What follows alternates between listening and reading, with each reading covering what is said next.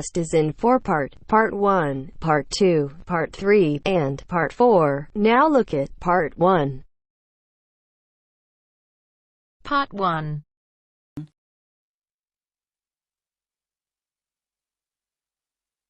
You will hear a woman phoning about an event at a botanic garden. First, you have some time to look at questions 1 to 6.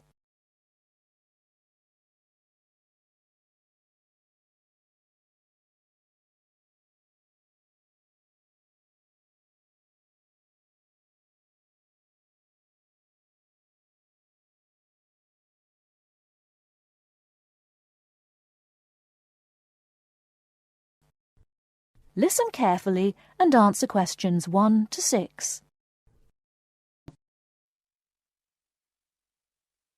Good morning, you're through to the treehouse at the Botanic Garden. How can I help? Oh, hello.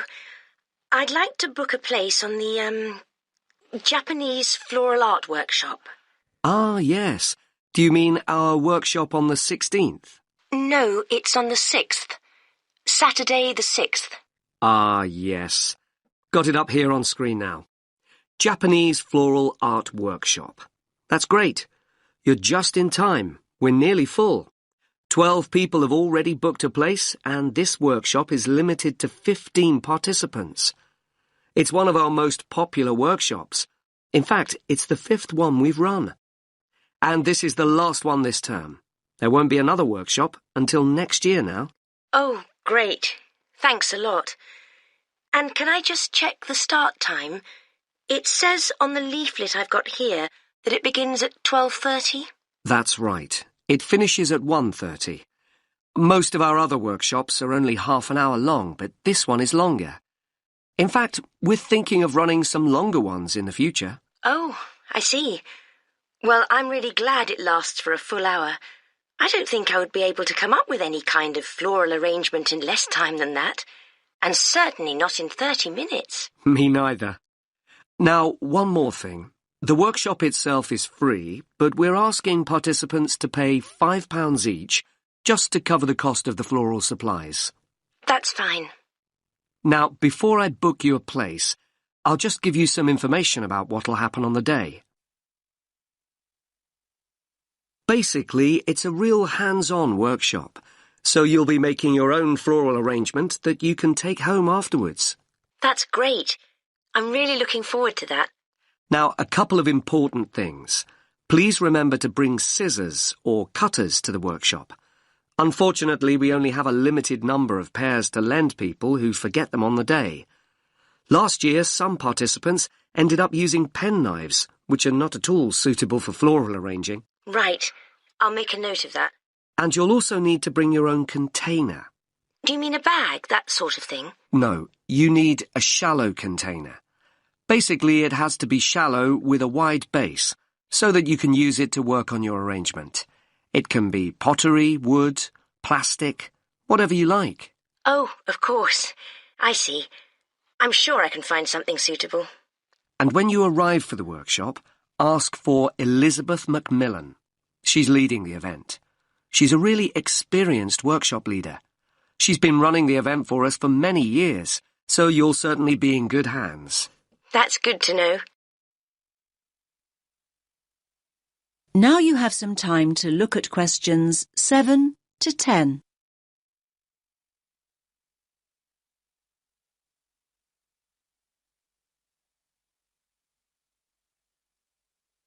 Now listen to the next part of the conversation and answer questions 7 to 10. Now, I'll just take your details for the booking form. Can I have your first name? Yes, it's Lubna. Lubna. Can you spell that for me? Lubna. And your surname? Awan. Is that Awam? No, it's an N at the end. Thank you. And a contact number, just in case we need to get in touch with you before the workshop. Yes, it's 0759 830 5321. Thanks. That's all the information we need. So that's you booked in. Oh, actually, just one more thing. Would you like to be on our mailing list? This means that we can send you information about future events and workshops. All we need is your email address. Yes, that's great. My email address is lawan25@yahoo.com. OK, I'll just read that back. LAWAN25@yahoo.com. Yes, that's correct. OK, I'll pop all your details on the system and we'll see you at the workshop next weekend. Thanks a lot for your help. Bye.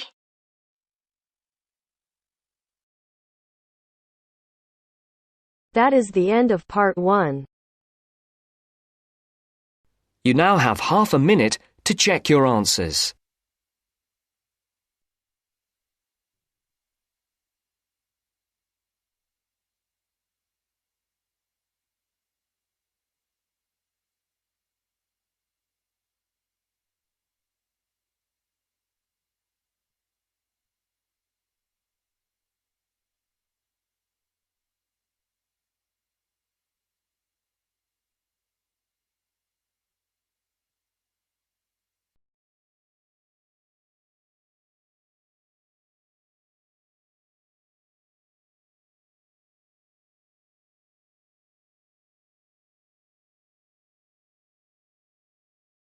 Now turns to part 2.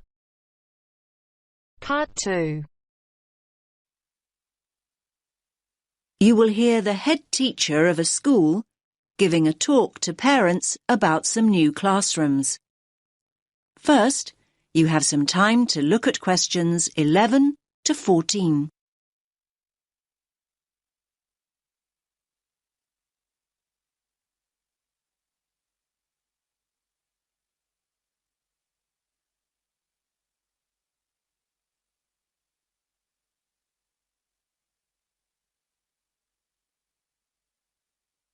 Listen carefully to the first part of the talk and answer questions 11 to 14.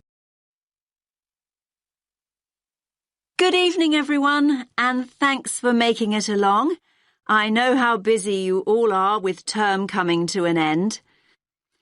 As you know, the aim of this meeting is to show you the plans we've got to add 2 new classrooms and how that will affect the playground.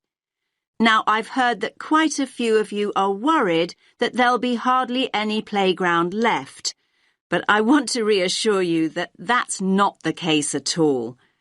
I think there's been quite a lot of uninformed talk going on, and people have started worrying unduly. I certainly hope I can dispel any of your concerns this evening. Firstly, I have a plan of what the school should look like, which I'll project onto the screen.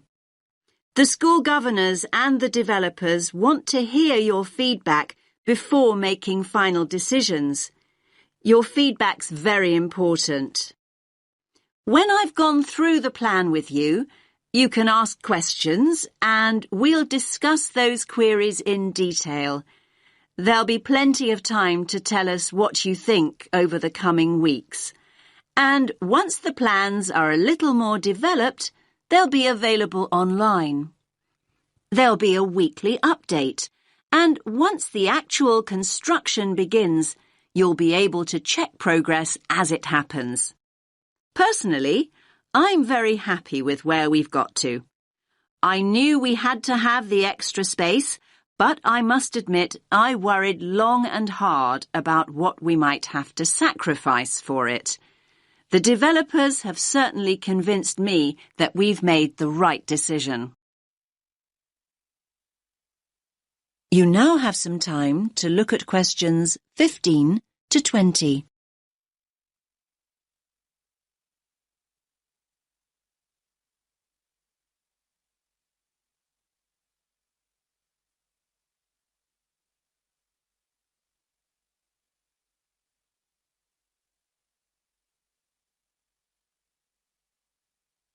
Now listen to the rest of the talk and answer questions 15 to 20. Right, can everyone see the plan now? Good. Let's start at the Balfour Road entrance, since that's where most of you come and go from. The Farley Road entrance and lower playground won't be affected at all. Now, as you come into the top playground, the two new classrooms will be on the right.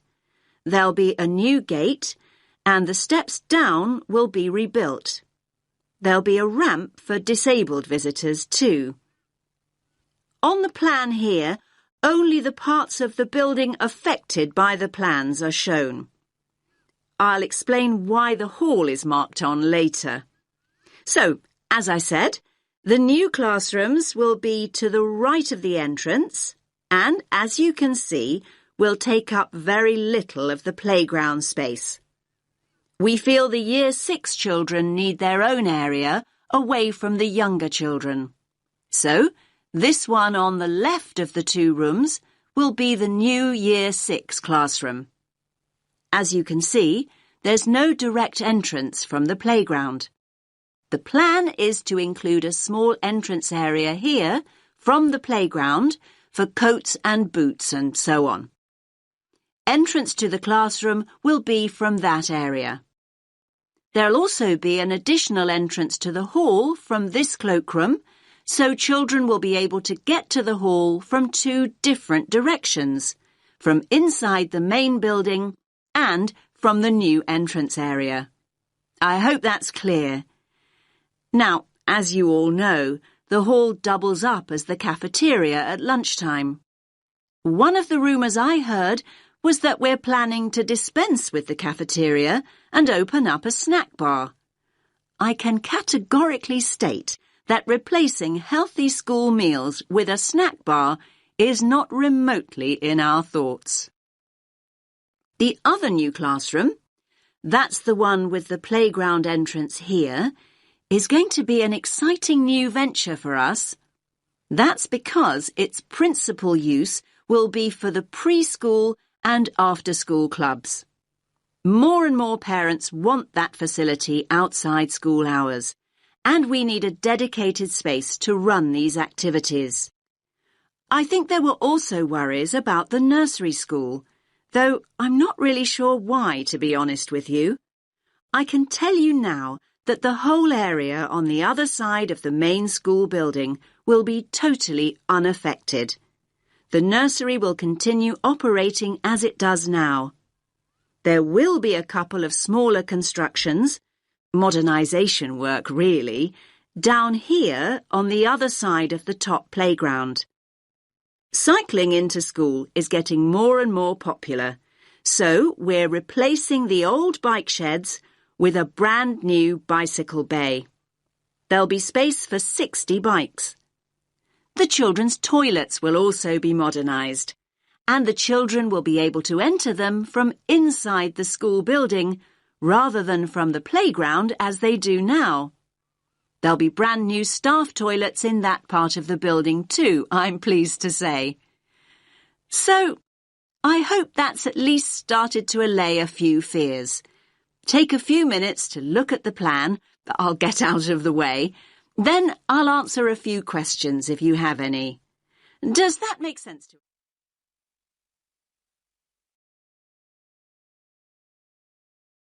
That is the end of part 2. You now have half a minute to check your answers.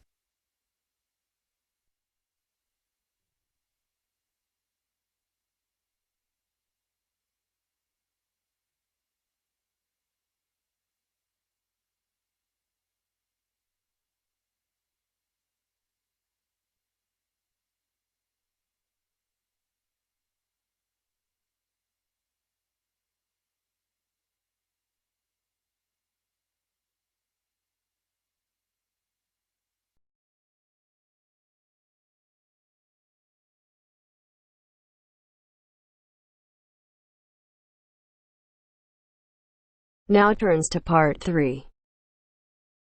Part 3. You will hear two students talking about reading. First, you have some time to look at questions 21 to 24.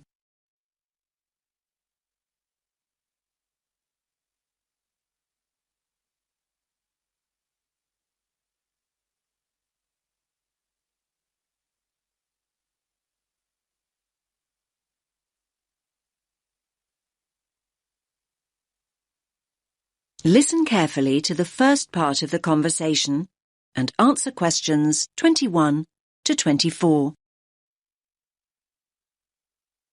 Hi, Milena. How's your research for your assignment going? Which assignment, Josh? The one on sustainable transport. It's due in on Friday. Oh, I've not nearly finished it. I've still got so many articles to get through. In fact, I need to read another 2 books on the reading list before I can even think about writing it up. It doesn't help that I'm a really slow reader. Well, why don't you practice speed reading, just like me? Oh, let me into your secret. If anything, if I don't get a move on, my assignment is going to be late. What exactly is speed reading anyway? Well, speed reading basically means reading faster and more efficiently. It can make such a difference. I've noticed the benefits already, and I've only been doing it a few weeks. Sounds good. What benefits are we talking exactly? Well, the majority of people read at an average rate of 250 words a minute. So that means that an average page in a book or document would take you around 1 or 2 minutes to read. So up to 2 minutes a page. That sounds quite fast to me. I reckon I spend at least 5 minutes on each one. But just think about it. Imagine if you could double that rate to 500 words a minute. You could zip through all the articles and books in half the time. Another thing is that it can help you understand the basic structure of an idea or an argument much better. Now you have some time to look at questions 25 to 30.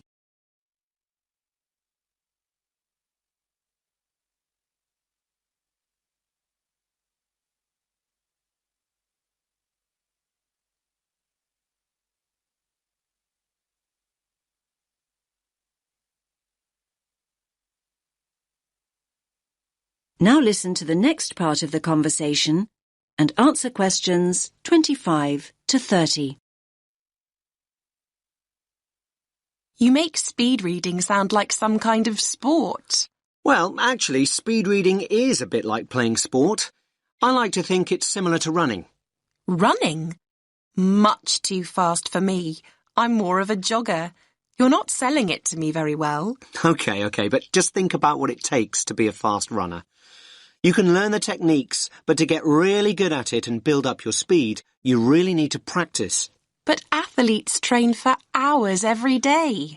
That's true, but your reading speed can improve if you practice a few basic techniques. The first thing to do is to actually find out how fast you're reading at the moment. So, time my current reading speed. But I read so slowly, it will be really depressing to find out just how slow I am. Believe me, timing yourself is a really good idea and it's so easy to do. There are lots of online speed reading tests. You just enter the words reading speed test into Google and loads will come up. You could also do a reading comprehension test and see how well you understand what you're reading. I don't know. But remember to read at your normal speed and time yourself on a few different pages. The average of your times should indicate your average reading speed. What do I do next? Well, the next thing to do, and this is really important, is to get rid of distractions. I used to think that music in the background while I was reading was a good thing, but it wasn't for me. I found I increased my speed by working without any noise whatsoever. I usually read in the library, but there always seem to be people talking around me. Well, try using earplugs to block out all the distractions. Another important thing is to set yourself targets. Basically, if you know what your goal is, you're more likely to achieve it. My goal? Well, that's easy. I need to find out about the problems of accessible transport in Africa and then think about some solutions. I know what I need to do, but I keep skipping back to a sentence I've just read. And at other times, I go back a few pages just to make sure that I've read something right. I know what you mean. Actually, a lot of people do that when they read. They reread material when they don't actually need to. It's called regression, and it's important to get out of the habit of doing it. You can reduce the number of times your eyes skip back by running your finger or a pencil along each line you read. Your eyes will follow the tip of your finger, and this helps you avoid skipping back. Why not give it a try? Yes, I think I'll give it a go. But I suppose the first thing to do is find out what my reading speed is. What a thought!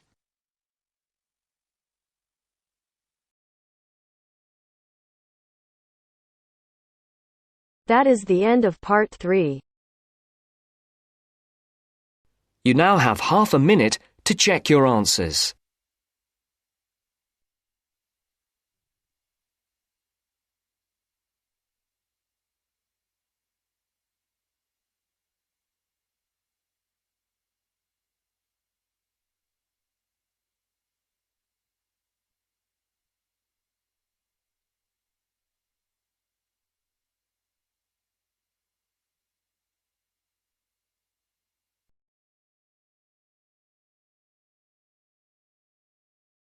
Now turns to part 4. Part 4.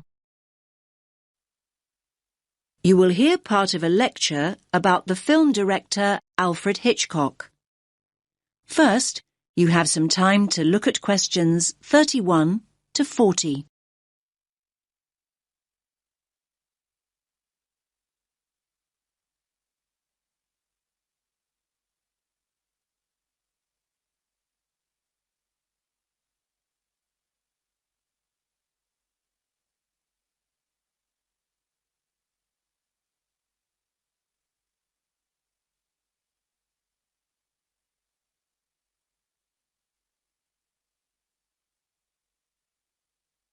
Listen carefully to the lecture and answer questions 31 to 40.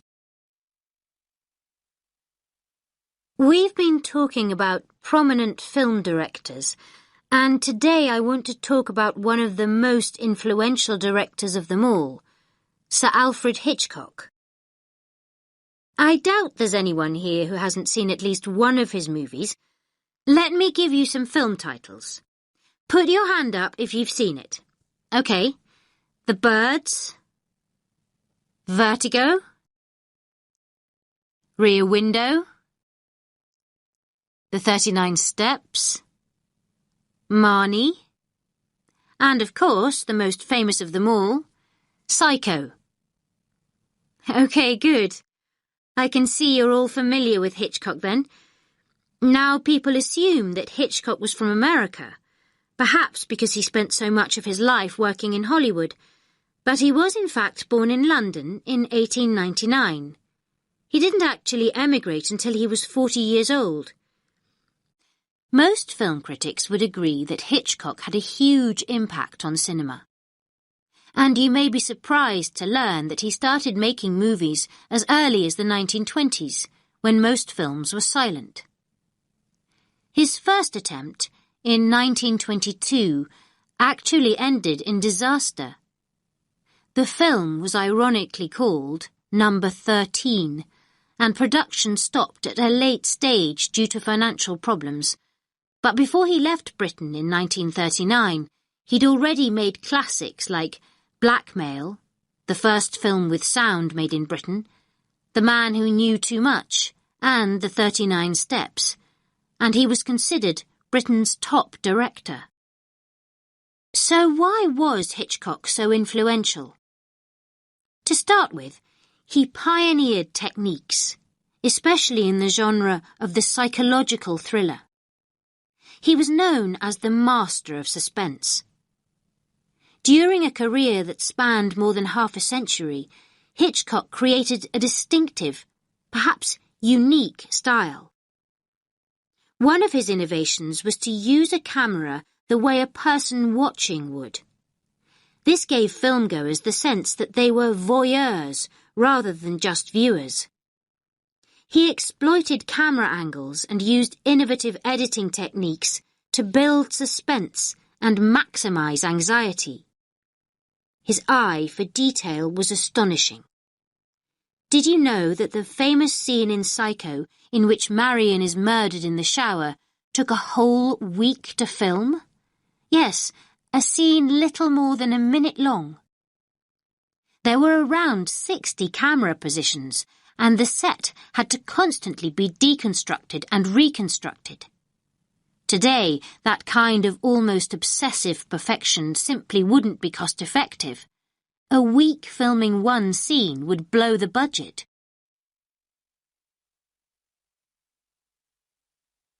So what were Hitchcock films about, and who were some of his typical characters? It would be wrong to say that Hitchcock made horror movies, suspense movies or psychological thrillers, but not horror. Hitchcock rarely showed acts of violence. The effort went into building up tension, creating a sense of unease. The viewers know that something terrible is going to happen. They don't need to actually see it. Although his stories feature psychopaths, murderers and fugitives on the run, the real strength of his work is the complex examination of his characters. His movies borrow many themes from psychoanalysis, so it's not surprising that his masterpiece is called Psycho. However, a recurring theme in Hitchcock's stories is the twist ending. That's when the story ends in the way viewers least expect it to. I mean, the good guy turns out to be the bad guy, for example. Think of Psycho. It's the element of surprise that makes the end so creepy. Now, Hitchcock's movies feature many other elements of surprise. Daring elements, in fact. Again, I'll refer to Psycho. Marion is the principal character, and it is her that the viewer relates to and empathizes with. Marion has stolen money, and the viewer wants to know if she will get away with her crime or be caught and punished. Suddenly, a third of the way into the story, Marion is murdered, and the entire dynamic changes. The original storyline is put on hold, and a whole new story begins. No longer able to identify with Marion, the viewer begins to empathize with the new principal character, and that, of course, is the murderer, Norman. In this way, Hitchcock manipulates the audience into seeing the story from a whole new perspective. Did you know that Hitchcock played a small part in each of his movies?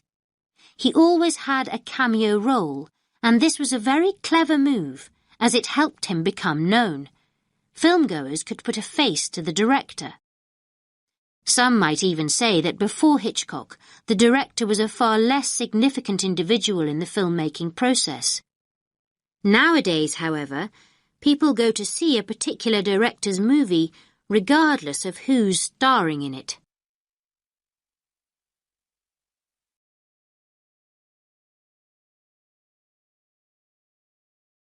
That is the end of part 4. You now have half a minute to check your answers.